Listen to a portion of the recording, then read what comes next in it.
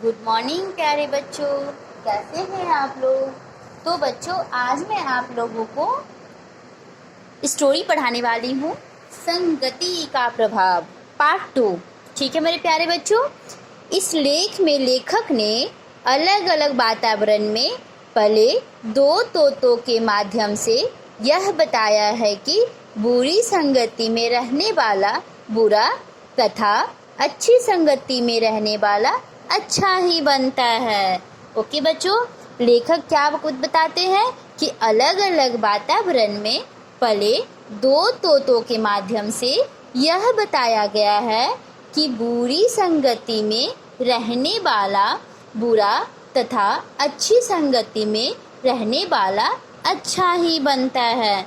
Okay मेरे प्यारे बच्चों, तो चलिए स्टोरी पढ़ते हैं, बहुत ही इंटरेस्टिंग है। चलिए स्टार्ट करते हैं मेरे बच्चों।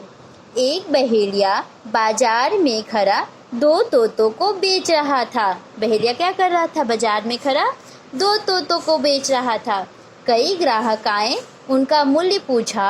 बहेलिये ने एक का मूल्य 100 रुपये और दूसरे का मूल्य 10 रुपये बताया। एक बहेलिया बाजार में खड़ा क्या बेच रहा था? दो तोतों को बेच रहा था। क्या बेच रहा था बच्चों? दो तोतों को बेच रहा था। कई ग्राहक आए, उनका मूल्य पूछे। बहुत सारे कस्टमर आए और उनका मूल्य पूछे। बहेलिये ने एक का मूल्य 100 रुपये और दूसरा का मूल्य 10 रुपये बताया। ग्राहकों ने बहेलिये से कहा, जब दोनों तोते देखने में एक जैसे हैं तो इनके मूल्यों में इतना अंतर क्यों?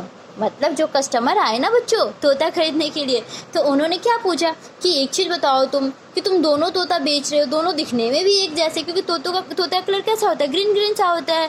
ठीक है, तो जब देखने में एक है तो तुम एक की 100 रुपये और एक की 10 रुपये क्यों बता रहे हो भाई? इसका कोई वजह तो होगा ना, ऐसे तो कोई बेचेगा नहीं। क्योंकि ग्राहक को तो होता है ऐसा, जब आप भी सामान लेने जाते हो और आपको सामान एक जैसा दिखे और आपको एक का रेट ज़्यादा और एक का रेट कम मिलता है तो आप बोलते हो ना, अंकल आप ना मुझसे ना पैसे ऐसे ले रहे हो, ऐसे नहीं होता, आप मुझसे ज़्यादा ले रहे हो। लेकिन कोई रीज़न होता है। ऐसा होता है कि कभी कभी बिस्किट की पैकेट टूटी होती है तो दुकानदार कम पैसे में दे देते हैं और अच्छी होती है तो ज़्यादा पैसे में देते हैं।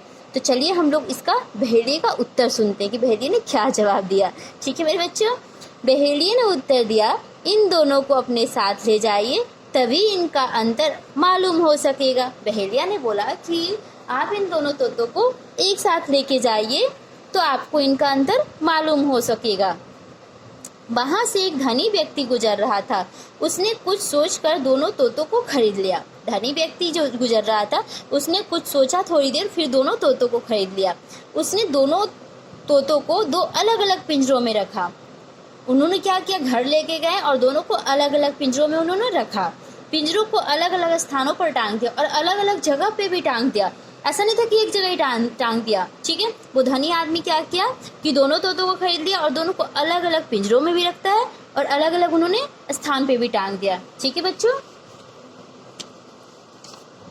अगले दिन सुबह वह धनी उठा तो पहले 100 रुपये वाले तोते के पास गया। उसे देखकर तोता मीठी बोली में बोला, आइए महाशय, आपका स्वागत है।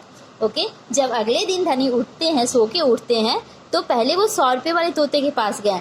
उसे देखकर तोता मीठी बोली में बोला, तोता बोल रहा है, आइए महाशय, आपका स्वागत है, आपका दिन शुभ हो।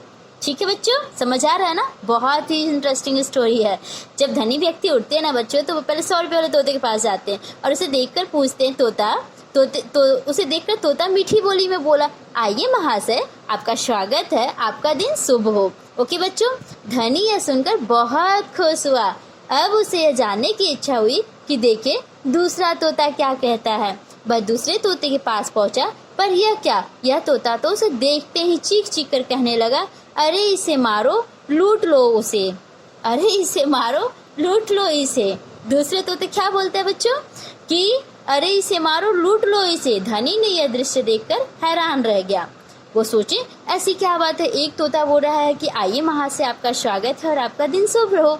दूसरा तोता बोल रहा है इसे मारो और लूट लो इसे। धनी ने यह दृश्य देखकर हैरान रह गया।